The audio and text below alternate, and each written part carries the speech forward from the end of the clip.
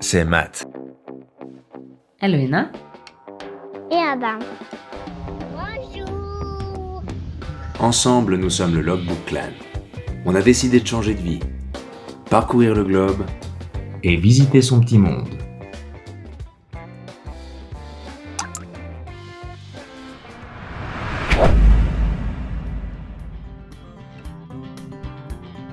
Nous arrivions d'Espagne, et sur le chemin, nous nous sommes arrêtés dans le Pays Basque. Endroit magnifique aux paysages incroyables, aux maisons si typiques, et aux traditions bien ancrées. On s'y est un peu baladé entre Espelette et l'Arçor, et nous est venue l'idée d'aller voir un lieu mythique, un atelier emblématique, celui de la famille Bergara, créateur de maquila depuis plus de 2 siècles. Le maquila est au départ un bâton de marche, et il l'est toujours d'ailleurs. Mais l'objet est tellement beau et empli d'un symbolisme tellement marqué qu'il a aujourd'hui une connotation honorifique. Nous avons eu la chance de rencontrer Lisa Bergara. Digne héritière de cette longue lignée familiale, elle a décidé de reprendre le flambeau.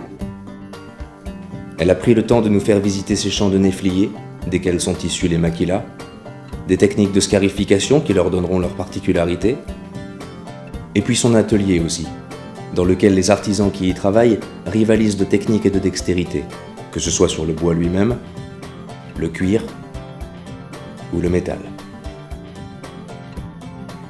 Elle a eu la gentillesse de répondre à nos questions, et sincèrement, ça vaut le détour.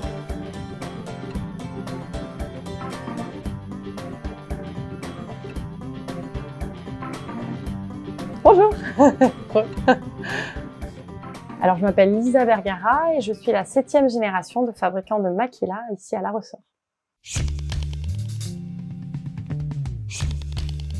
Le plaisir de faire quelque chose qu'on aime et d'être fier de son travail. Le maquila, c'est un objet qui doit être fonctionnel. Parce que ça, c'est vraiment notre cœur de métier à nous. C'est maîtriser des savoir-faire du métal, du cuir et du bois, mais c'est faire un objet que les gens vont pouvoir utiliser. Donc ça, pour moi, c'est vraiment la chose importante du maquila, et c'est la culture. C'est-à-dire le maquila fait partie d'une culture. Et ça, c'est vraiment notre responsabilité à nous, de faire que le maquila reste connecté à la société dans laquelle on est, et que ça ne devienne pas une pièce de musée qu'on avait vue chez l'arrière-grand-père et qui n'a plus de sens pour la génération d'aujourd'hui. Pour moi, c'est un objet familial, quoi. Tu vois, c'est pas un objet, en fait. J'ai dit c'est un objet familial, mais en fait, c'est pas un objet, c'est une manière de penser, de vivre, de respecter la tradition. On est très entre modernité et tradition. Alors en fait, il y a plein de moments comme ça. On a la chance d'avoir tous les jours des gens qui viennent chercher leur maquila, et c'est d'ailleurs ce qui fait que notre boulot a du sens, quoi. C'est que tu fabriques ton maquila et ensuite tu vois la personne qui vient le récupérer ou qui va l'offrir à quelqu'un. Donc en fait, des moments comme ça, on en a presque toutes les semaines.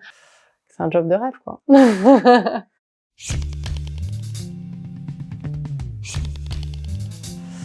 Eh ben, j'aime beaucoup le travail du métal. J'aime beaucoup la fabrication et c'est pour ça que j'aimerais en faire plus. Je trouve que c'est vraiment un travail où tu t'exprimes, tu penses à la personne qui va l'avoir. Il y a une relation particulière et puis il faut s'écouter aussi. C'est-à-dire qu'il y a des jours où c'est pas le bon jour. Moi, je sais que j'ai des blasons, des fois des choses un peu complexes à faire. Dans ces cas-là, je vais vraiment m'écouter. Et je trouve qu'il y a peu de métiers comme ça où tu as la chance de pouvoir t'écouter et de te dire ce jour-là, il n'est pas fait pour faire ce travail-là. En fait, ici, on a de compte à rendre à personne. Chacun est maître de son planning et je pense que c'est ça aussi qui plaît aux artisans. C'est cette liberté de se dire, voilà, aujourd'hui, je fais ce que je veux, quoi.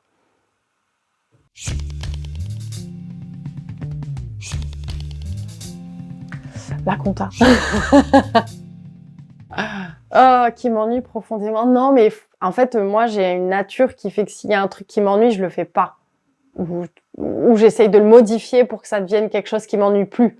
Dans ma logique, si tu identifies quelque chose qui te porte de la négativité, qui te rend pas heureux, qui te pose un problème, eh ben, soit tu le transformes, et tu fais qu'il y a plus de problème, soit tu l'acceptes. Pour moi, un futur utopique, ça serait un futur où on n'a plus toutes ces grosses boîtes qui n'ont pas de sens et qui font des produits made in China. Et ça serait vraiment un futur où on revient à du local, des choses qui ont du sens, plus de travail de la terre, de travail des mains et de ramener des métiers en France qu'on a perdus, de l'industrialisation. Enfin, moi, ça me dépasse qu'il y a des choses qu'on puisse pas trouver made in France.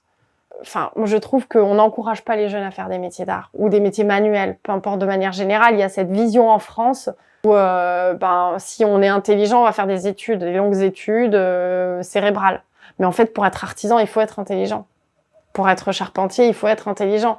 Donc, moi, un monde utopique, ça serait un monde où on casse ses codes, presque on arrête la monnaie, on fait du troc, voilà, on retrouve un sens aux choses, et puis et on arrête de penser à la croissance.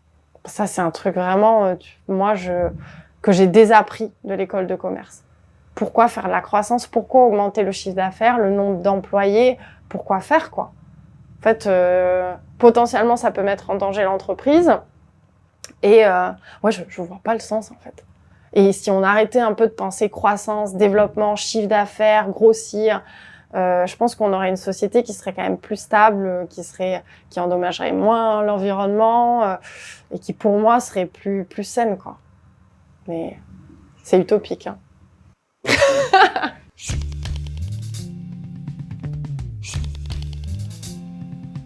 Oui, d'aimer ce qu'on fait. De manière générale, hein, on peut ne pas vouloir aimer ce qu'on fait en boulot. Moi, il y a tout dans la vie et tout le monde est différent. Mais je pense qu'il faut quand même avoir un truc qui nous anime, quoi. Que ce soit dans le perso ou dans le pro, la vie est plus belle quand on est porté par quelque chose qui est plus grand que soi, quoi. Mais de rien.